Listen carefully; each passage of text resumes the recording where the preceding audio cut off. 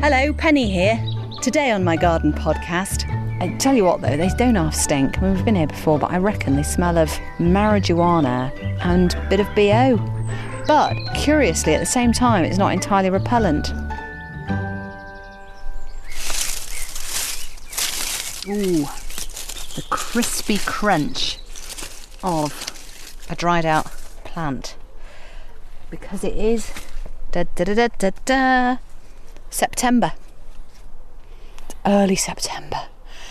And some bits of the garden are on their way out, aren't they? Some bits are drying up, crisping up like this. Can't remember the Latin name, but otherwise known as Mighty Phil. These sort of feather duster pink plumes have all gone brown.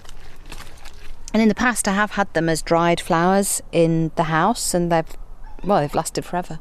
It's the nature of dried flower, isn't it? But they're not that good this year. In fact, a lot of the plants haven't been as good or as plumptious or as blousy or as brilliant as they perhaps would have been in other years, because we had that really big cold spell in June, I think it was. God, I can't remember. You know, the year just flies by, doesn't it? It's really odd. And I know that happens as you get older. I have just returned from a splendid holiday, may I say, a week away in Greece. Got a last minute deal. Honestly, I don't know how they do it. It was as cheap as it used to be on teletext. Do you remember that? You used to go on the television and use your remote control and look at all the last minute deal holidays, which were about £200. You could get a deal for £100 or whatever. The last minute, you had to hold your nerve, didn't you? Oh, is that one gone? You couldn't look at it. You just had to. There was no pictures. It was just like, right, Corfu, £299 for a fortnight, self-catering. Yeah, okay, sounds great, I'll book it. I used to do that in the 80s? Yeah, 80s and 90s. Anyway, it was as cheap as that, but I got to see it, so it looked like a nice place. Went to Kefalonia, very nice island. I'm not going to talk too much about that because I don't want to give it away as a destination that you might actually go to and ruin its charm. Not because of you personally, but, you know, en masse. We don't want to sell the secret, do we? Anyway, I just went, me and my daughter, who is about to be 16. Any minute now. She's very excited about that. But she'd not had much mummy love over the last year, and she was in need of some mummy time. And I was in need of yet another holiday, frankly. I couldn't bear the thought of carrying on working from July all the way through to Christmas, which is ultimately what happens when you run your own business, isn't it? It's a chore sometimes, and I just got to the point where I thought this is a bit of a chore.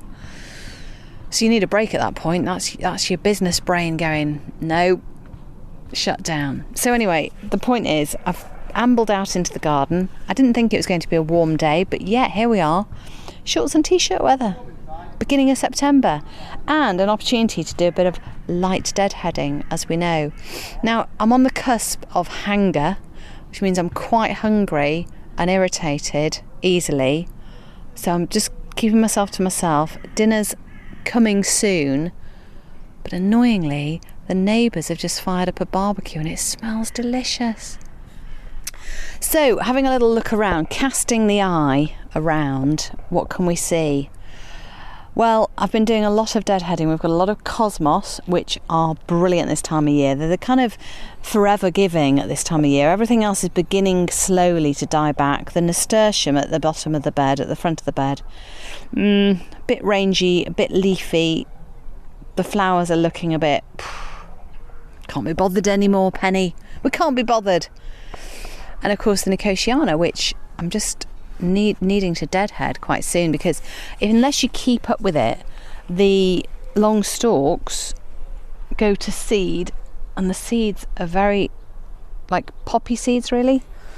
Unfortunately, they're not self-seeding, so they don't come back, so they're just kind of difficult to chop down, so you get covered in black dots. But if you keep deadheading them, and it's quite satisfying, because you just pull out the trumpet ringlet roll sort of shape white petal, and you pull them out and they come out so nicely.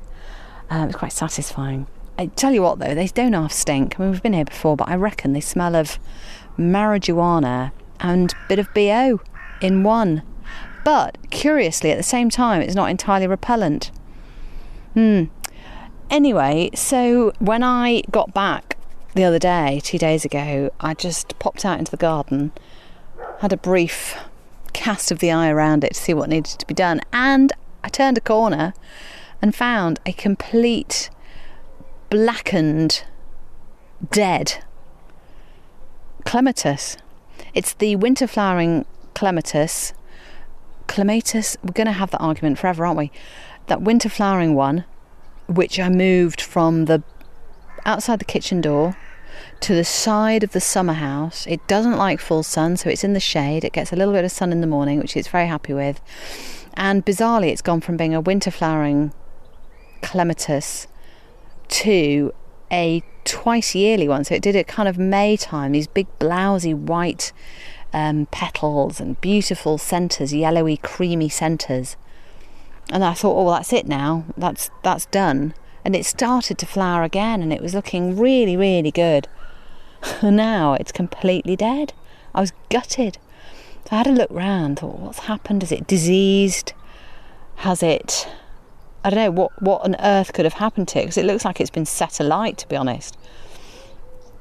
I looked at the stem, very old, gnarly thread, sort of twisted together, really, that moved. When I moved them, I thought, oh, it's dead now, it's never going to come back. But it always does. It just looks like it's dead, and then it comes back. This I know is dead because the leaves were green and now they're black. But if you look at the bottom, you can't look at the bottom, but I could describe it, couldn't I? You go to the bottom, oh dear, and it's like Joey has chewed through it. I don't think he has, but what I think has happened is the guy who we get to mow the lawn every couple of weeks, because it's a massive lawn, I'm going to have to justify it a little bit. I feel a bit weird having staff. It gets a lot of work. It's a lot of work to mow the lawn.